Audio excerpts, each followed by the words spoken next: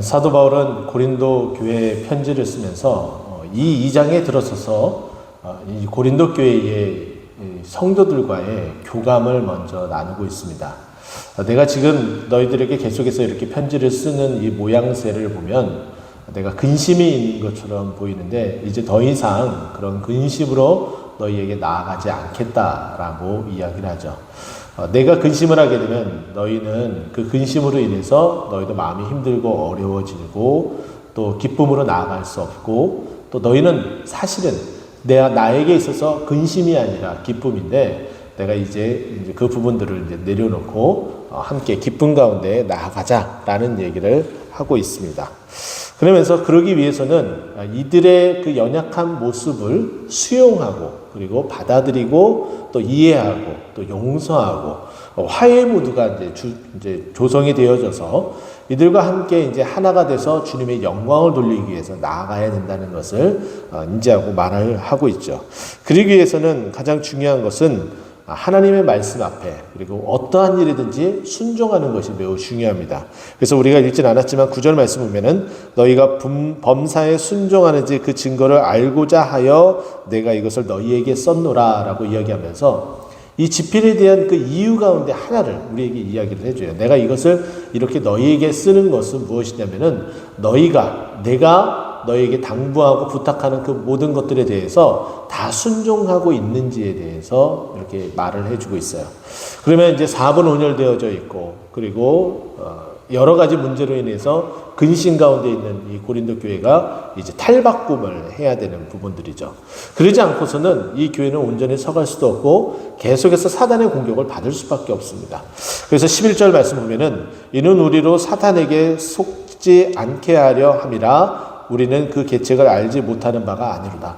사단이 집요하게 우리가 나뉘어지고 분열되어져서 하나님의 일을 온전하게 하지 못하고 순종의 자리로 나아가지 못하게 하는 것이 사단의 전술 전략이라는 것을 누구보다도 잘 알고 있지 않느냐. 이제는 그 사단의 전술 전략대로 우리가 그렇게 따라가서는 안 된다. 우리가 그렇게 방관하는 자처럼 그렇게 내몰리듯이 그렇게 몰려서는 안 된다. 이제 사탄에게 속지 말자. 우리 하나가 돼서 하나님께 영광을 돌리자. 자, 그러면 그렇게 하나님께 영광을 돌리는 방법은 무엇이냐? 결국은 교회가 교회되게 하는 것은 복음을 전하는 일입니다.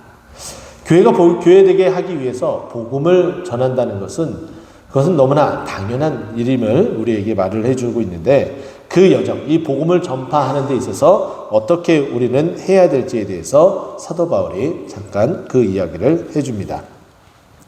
12절 들어가서 내가 그리스도의 복음을 위하여 드로아의 이름에 주 안에서 문이 내게 열렸을 때 이 드로아라는 이 지역은 사도행전 16장에서도 잠깐 언급이 되고 또 사도행전 20장에서는 좀 길게 언급이 됩니다. 근데 이제 장소상의 어떤 부분들로 인해서 좀 헷갈리고 좀 교차가 될 수가 있는데 아마도 여기에 나타나는 이 드로아 그리고 고린도 후서가 쓰여진 연도 제3차 전도 여행 이후에라고 제가 말씀을 드렸던 것처럼 바로 그 시기 주후 56년 봄부터 또 가을에 이르기까지 그렇게 말씀을 적었었다면 아마도 지금 여기에 언급된 것은 사도행전 20장에 언급된 내용이 아닐까라는 생각을 하는데 사도행전 20장 6절 말씀 보게 되면은 사도 바울이 지금 이제 드로아에 들어오게 됩니다. 이 드로아에서 7일 동안 머물렀다. 20장 6절 보면은 7일 동안 머물렀다라고 언급을 하고 있어요. 그러면 이 7일 동안 거기서 무엇을 했느냐? 우리가 알고 있는 것처럼 유두고라는 청년이 말씀을 듣다가 떨어져서 죽게 되는 사건이 발생하게 되죠. 그 사건이 일어난 장소가 바로 그 드로아입니다. 또 이 드로아는 우리가 좀 지도상으로 그 위치를 좀 살펴보게 되면 소아시아, 아시아 지역이라고 말하면은 지금의 튀에르키예르 지방을 말하고 있어요. 그 튀에르키예르 지방 바로 서쪽편, 튀에르키예르에서 서쪽에 해당되는 바로 바다가 에게해라고 합니다. 그 에게해를 지나야지 우리가 알고 있는 그리스, 마케도니아 지방이 나오게 돼요. 그래서 지금 현재 이 드로아에서 문이 열려서 거기서 사역을 하다가 이제 어떻게 됩니까? 13절에 내가 내 형제 디도를 만나지 못함으로 내 심령이 편하지 못하여 그들을 작별하고 마게도냐로 갔다. 당연히 이 소아시아 지역, 이 서쪽 해변 도시였던, 항구 도시였던 드로아에서 있다가 에게를 지나서 마게도냐로 올라간 모습을 우리에게 알려주고 있어요. 자, 그런데 여기 보게 되면은 왜 마게도냐로 가게 됐는지 여기에서 보면 이 고린도 지역에서 같이 전도 활동을 하다가 디도라는 사람은 이 아시아 지방의 남쪽 바다에 속하는 그레데라는 섬이 있습니다. 이 그레데라는 섬은 나중에 사도 바울이 전도 여행을 하다가 유라굴로 광풍을 만났을 때에 잠깐 피신했었던 섬이 바로 이제 그레데 섬이에요. 근데 그 그레데 섬에서 목회를 하는, 나중에 후에는 이제 목회자가 되는데, 그만큼 사도 바울과 동역하고 복음을 전하는 일에 힘쓰며 애썼던, 그리고 사도 바울이 굉장히 많이 의지했었던 인물이기도 합니다. 근데 이 사람을 만나서 함께 거기서 복음 사역을 하고 하려고 했지만은 만나지 못하게 되었다는 거죠. 그러니까 여기서 더 이상 지체해서는 안 된다라는 생각을 가지고 심령이 편하지 못해서 마게도냐로 갔다라는 거예요.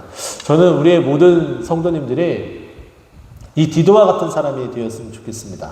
우리 주님께서 여러분들을 늘 만나고 또 여러분과 함께 손 붙잡고 일하고 싶어 하시는데, 여러분들을 만나지 못하고 여러분들이 그 자리에 나오지 못하면은 우리 주님께서 마음이, 심령이 편치 않는 거예요. 여러분과 함께하면 시너지 효과가 있고 정말 놀라운 복음의 일진보가 있게 되는데, 여러분들이 그 자리에 있어야지 그 능력이 나타나는데, 여러분들이 그 자리에 순종하지 못하고 나오지 못하게 되었을 때에 어떻게 돼요? 만나지 못하고 여러 가지 일들로 인해서 함께하지 못하는 그 안타까움이 결국은 마음이, 심령이 편하지 못하게 하는 상태에 이르게 되는 거예요.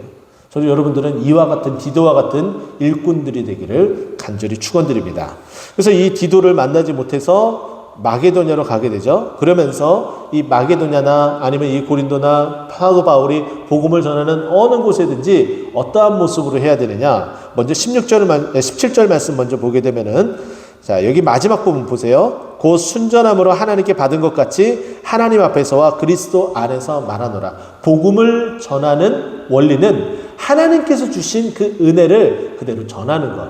근데 마치 무엇과 같냐면은, 지금 제가 여러분들에게 말씀을 드리는 이 육성이 다이렉트로 가기도 하지만은 이 마이크와 앰프를 통해서, 스피커를 통해서 나아갑니다. 그러면 우리는 이 말인즉슨 무엇이냐면은 그 말씀의 내용은 하나님께서 말씀을 하시는 것이고, 그리고 우리는 그저 스피커, 나가는 송출의 역할만 할 뿐이다 라는 그 말을 해주고 있는 거예요.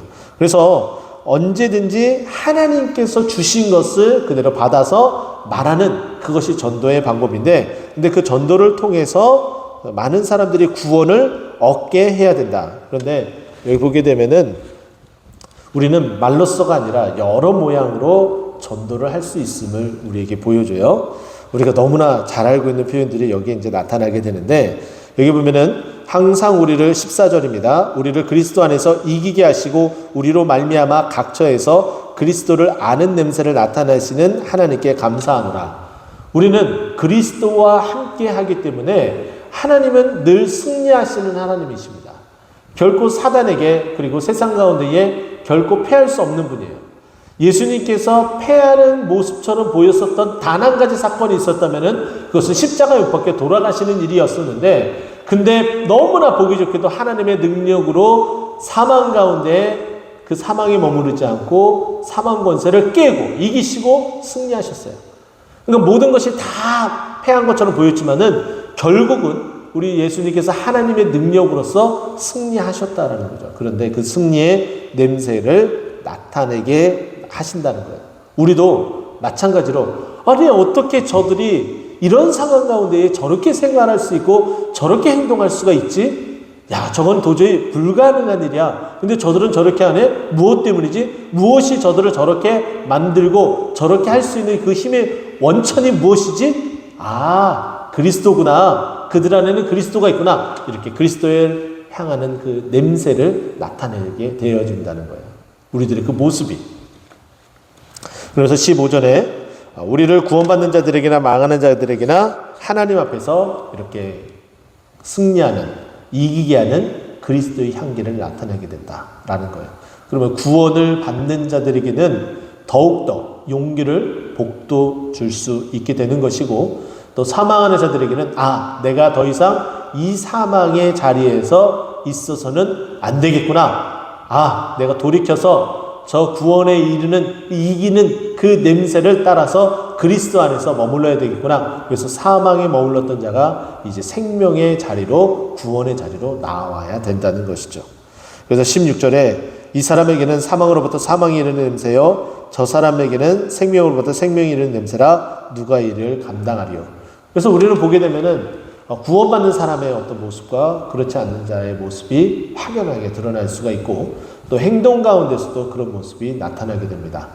오늘 이제 말씀을 좀 마무리하고자 합니다. 우리는 언제 어디서든지 그리스도의 향기를 나타내는 자들입니다. 왜냐하면 우리 안에 그 그리스도가 충만하기 때문이고, 또 구원받았기 때문이고, 또 그리스도로 말미암아 우리가 우리의 삶 가운데에 승리한 자이기 때문입니다.